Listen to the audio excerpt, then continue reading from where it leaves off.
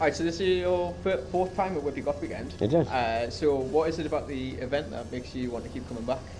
I think it's a really unique audience, actually. I think tonight demonstrated that. It gets better every time we play here, but it's just without any kind of prejudice. There's people just there to have a good time, which is amazing. You know, you go to a lot of scene events, and it's quite elitist, and there's little cliques all over the place. And here, people just want to have a good time, and it's all age groups as well. Yeah. Which meant that we had to re-edit all the projections. That's another story. But it's the whole community vibe of the whole town. It's amazing. Sure. Amazing. What are the particular highlights that you've had at Whitby Goth Weekend? Either tonight or the years you've been here? Well, tonight was kind of special for me particularly, and probably you two as well, but by osmosis. And that I've been doing music a long time, sure. And life kind of got in the way for a little while, and I didn't fall out of love with it as much as I didn't focus on it. We're still doing shows and stuff, but I was kind of clinging onto it. Yeah. And tonight really felt like I was back. I felt the energy again, and these two are amazing, and it felt great, and the audience were incredible, and it just looked so good. And we played something new as well, which is ridiculous. We haven't done that for a long time. But incredibly, the audience is just so receptive here, surprisingly so.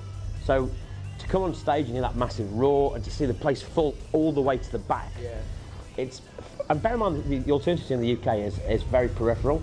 It's it's so left field that it's tiny compared to mainland Europe, certainly.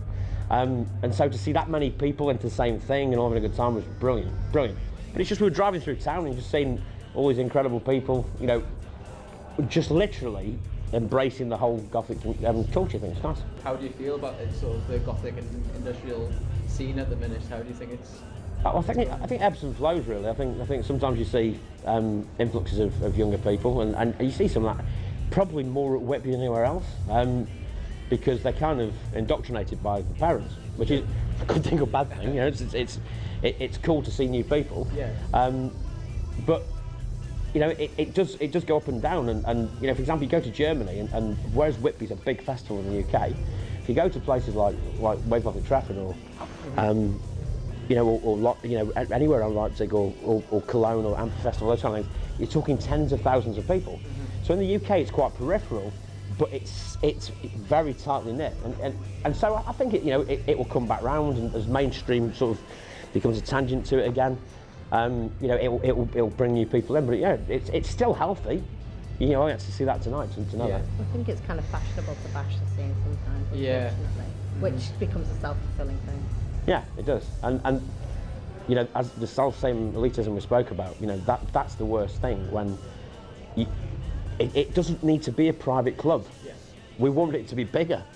Because the bigger it is, the bigger bands that come, the more people come, the bigger the events are. And people forget that sometimes. I think you go to some clubs and some nights out and stuff, and they don't want new people. They want it to be this little private members club. Who's that person? Why are they wearing jeans? That's ridiculous. Because if they were to go into a mainstream club and be treated like that, it would be horrendous, So I think it will come back round. I think it's not the strongest it's ever been, but Whitby demonstrates that there's still a need for it. Just the last question is just what have you got planned for the future? I've got something planned for the future now, which is a change. I've got new stuff happening, and it's really good, which is nice because I just didn't feel like inspired to write anything new. But the Crack started to show. The last single was January 2015, and I've been using that as my linchpin. I did a single a couple of years ago, and that's ridiculous. But I've got probably 8 or 9 songs for the new album, and I've been ridiculous with it. I've been so lazy. It's a wonder anybody's interested in it. Genuinely, I'm so grateful that people are actually interested enough to still know me. Yeah. Look, God, I'm making myself sound old. I think you're doing yourself a disservice there. But to feel that kind of warmth from an audience, when they haven't had anything new from me for a while,